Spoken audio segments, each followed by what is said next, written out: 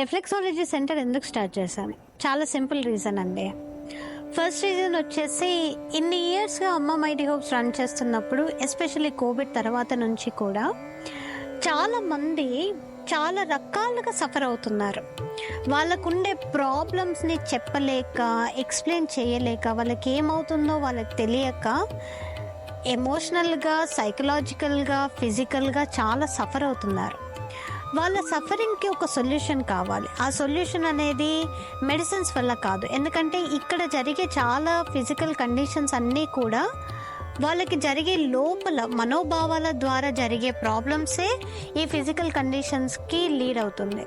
2020 నుంచి 2023 వరకు ఆ 3 years చాలా మందికి పర్సనల్గా నేను కౌన్సిలింగ్ చేశాను.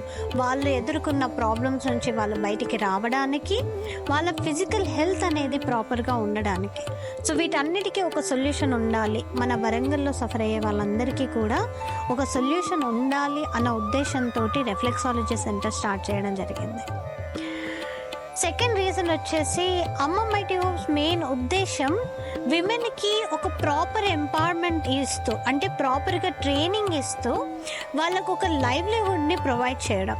సో ఇప్పటికీ ఈ పాస్ట్ 9 yearsగా, అంటే 2015 నుంచి 2023 వరకు డిఫరెంట్ టైప్స్ ఆఫ్ ట్రైనింగ్స్ అనేటివి చేశాము. అక్కడున్న విమెన్కి టైలరింగ్లో, మగ్గన్ వర్క్లో, కంప్యూటర్స్లో ఇలాంటి డిఫరెంట్ ట్రైనింగ్ ప్రోగ్రామ్స్ని కండక్ట్ చేశాము.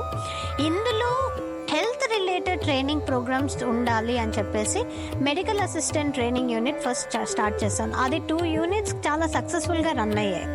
దాని తర్వాత ఈ మెంబర్స్ ఎవరైతే ట్రైన్ చేసుకుంటున్నారో వాళ్ళకి హెల్త్ కండిషన్స్, అంటే హెల్త్ గురించి బేసిక్ నాలెడ్జ్ ఇస్తూ వాళ్ళు ఇచ్చే ట్రీట్మెంట్ అనేది సొసైటీకి కరెక్ట్గా యూజ్ అవ్వాలి, కరెక్ట్ వేలో బెనిఫిట్ అవ్వాలి. అంటే అలాంటి ట్రైనింగ్ ప్రోగ్రామ్ ఒకటి క్రియేట్ చేయాలి అన్న ఉద్దేశంతో ఈ రిఫ్లెక్సాలజీ ట్రైనింగ్ సెంటర్ అనేది స్టార్ట్ చేశాం. ఈ ట్రైనింగ్ నుంచి బయటకు వచ్చిన వాళ్ళందరూ కూడా ప్రాపర్గా సెటిల్ అవ్వాలి, వాళ్ళకు ఒక మంచి ఎంప్లాయ్మెంట్ సోర్స్ అనేది కలిగించాలి అనే ఉద్దేశంతో నేనే రిఫ్లెక్సాలజీ సెంటర్ని స్టార్ట్ చేశాను వరంగల్.